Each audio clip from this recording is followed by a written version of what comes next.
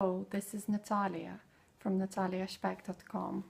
Today I would like to talk to you about a big subject for all of us women, I believe, and this is self-care. It's a subject that I look into and reevaluate for myself all the time.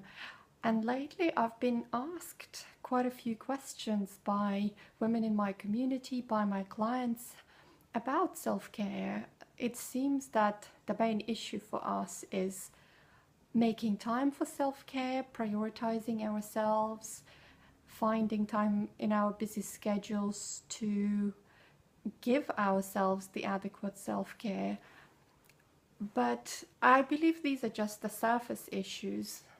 A deeper question is also how to get the most out of the self-care that we are already giving ourselves. And so the issue of time and busyness is a very common one, and it's very, very easy to use as an excuse. Oh, I'm so busy, I just don't have time for that massage or for putting on body cream, whatever it is for you. I just want to clarify a couple of things before we dive into this. Firstly, what do I mean by self-care? So for me, self-care is not something standard that all women have to do. So for example, putting your makeup on, doing your hair, doing your nails, blah, blah, blah. You know, it sounds very prescriptive. Nobody said you have to do any of these things. For me, self-care is something that makes a woman feel great, makes a woman feel open, expansive, cared for, something that gives us energy, something that nourishes and nurtures us, something that helps us to feel more beautiful.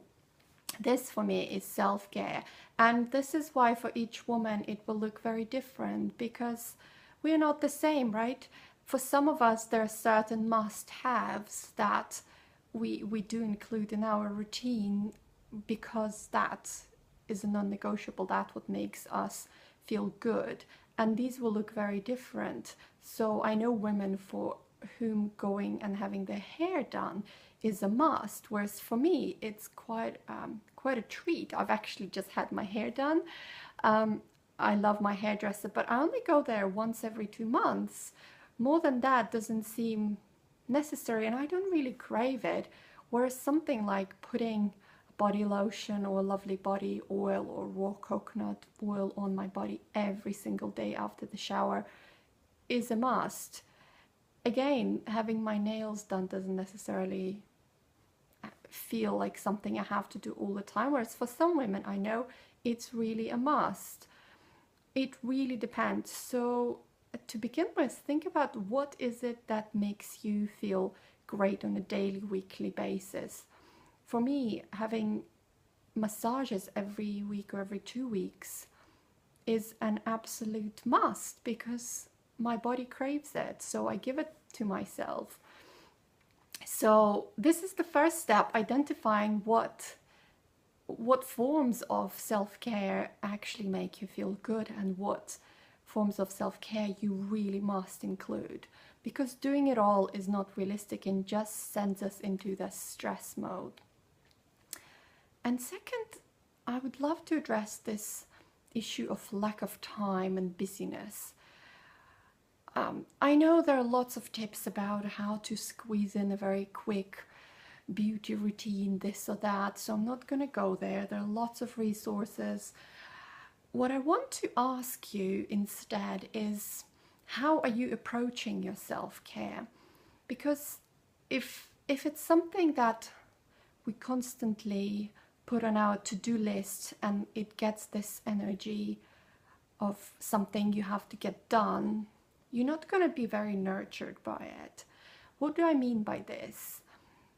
It's not perhaps the lack of time for your self-care, but the energy with which you go about it that might affect how you feel about your self-care.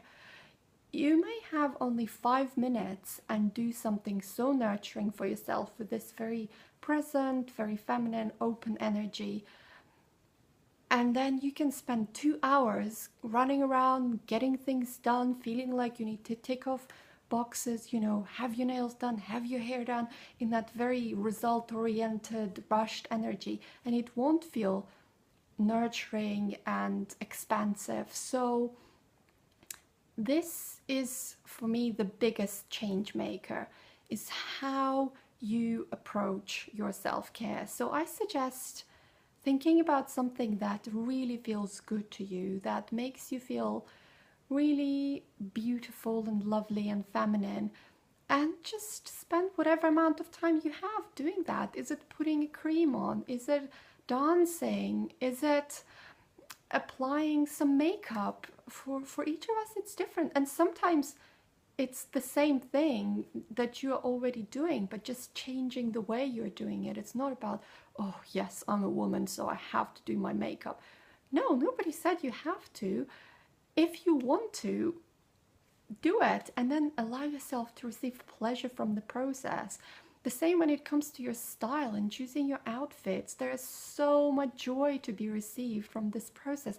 But when we go about it from this very result-oriented, oh, I have to look a certain way, oh, I have to wear something to please others type of energy, we are not going to feel like it's part of the self-care. It's going to feel like a chore.